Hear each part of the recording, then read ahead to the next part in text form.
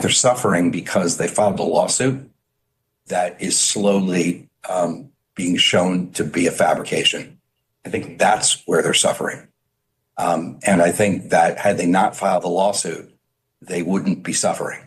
And it's only going to get worse because as we unearth every single document and we put it out there for the public to see the truth, that's where the real suffering is. And they had no business trying to destroy people's lives. But when you back someone in a corner, give them no option, and call someone a sexual predator and make up that there's a smear campaign, what do you expect? People aren't just going to kowtow to them because they're a power couple. Blake Lively must think the judge gets paid per document because she is filing motions like she is trying to earn him an Employee of the Month plaque.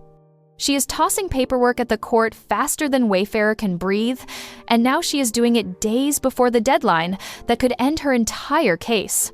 At this point, it is not strategy anymore. It is someone sprinting in circles and calling it a plan. Every time Wayfarer corners her, she launches another motion like she is hoping volume will save her where evidence cannot.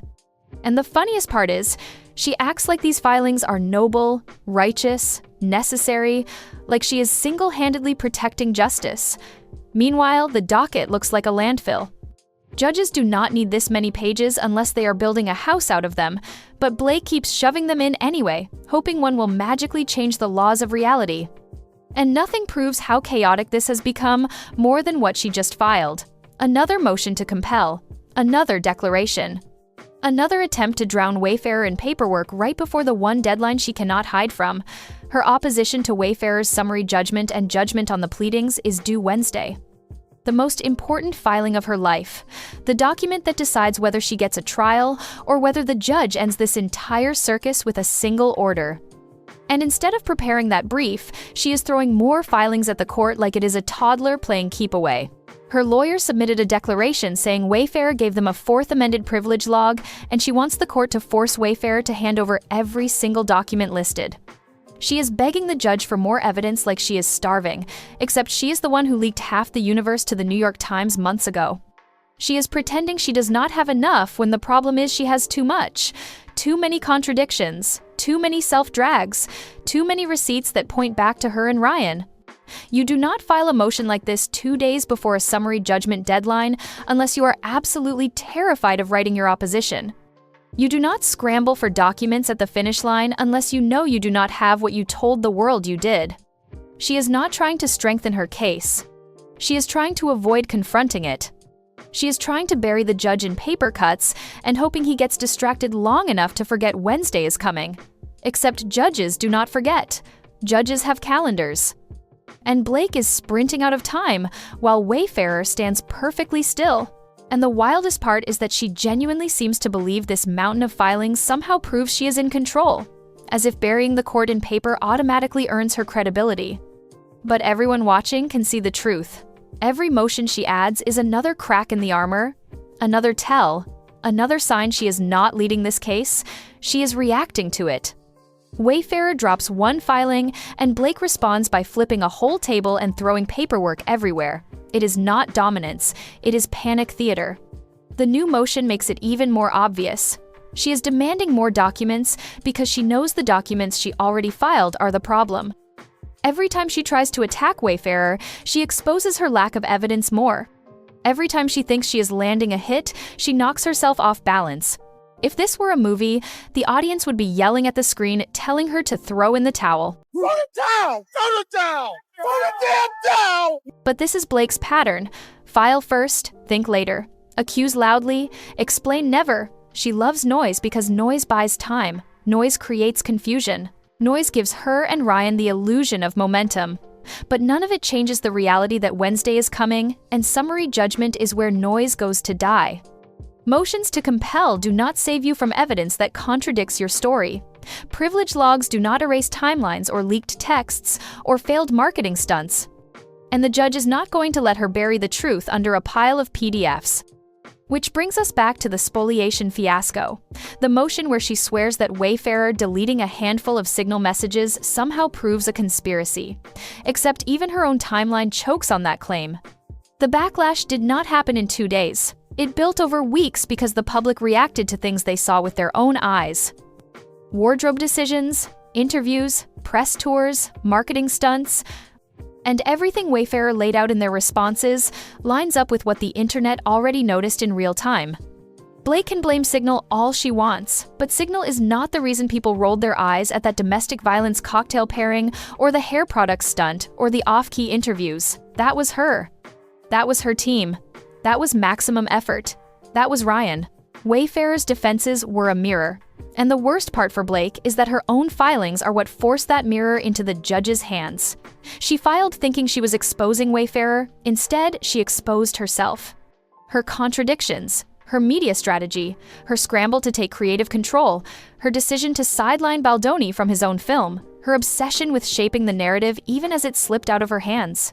And then there's the part of the story Blake cannot PR her way out of, Ryan Reynolds.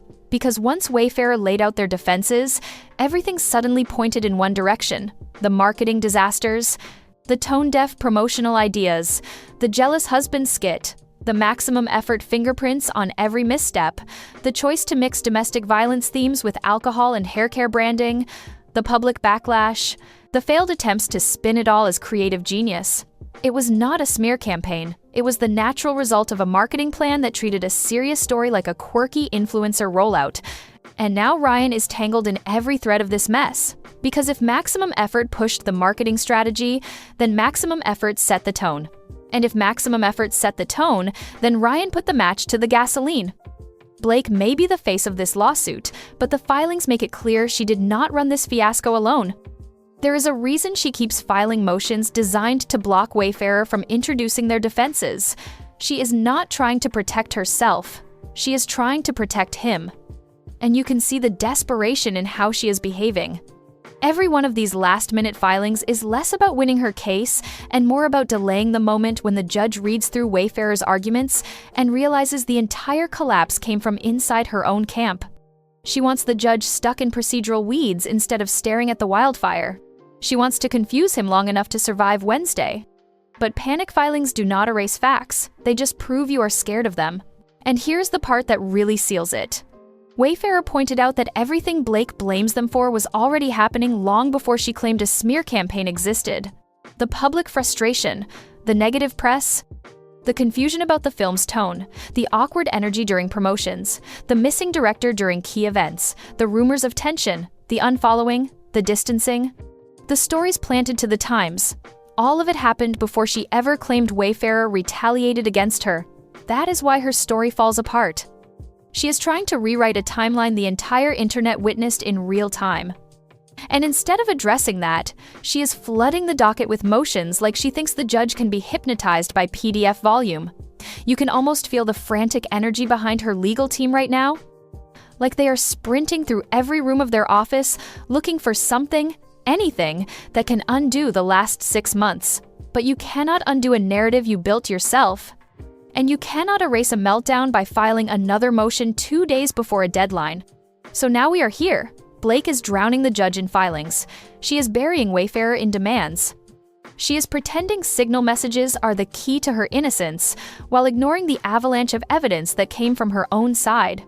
She is clinging to procedural battles because she is losing the substantive ones. And she is filing motions to compel because she knows her summary judgment opposition is weak. This is not the behavior of a plaintiff who is winning. This is the behavior of a plaintiff who knows she is losing control of the story she built. And the louder she tries to shout over Wayfarer's defenses, the more obvious it becomes that she is terrified of what happens when the judge reads them without her noise covering the edges. She can throw every motion she wants at the court, but none of it changes the simple fact that the volcano she has been dancing around for months is finally erupting. And this time, there is no privilege log big enough to stand between her and Wednesday. That's my opinion!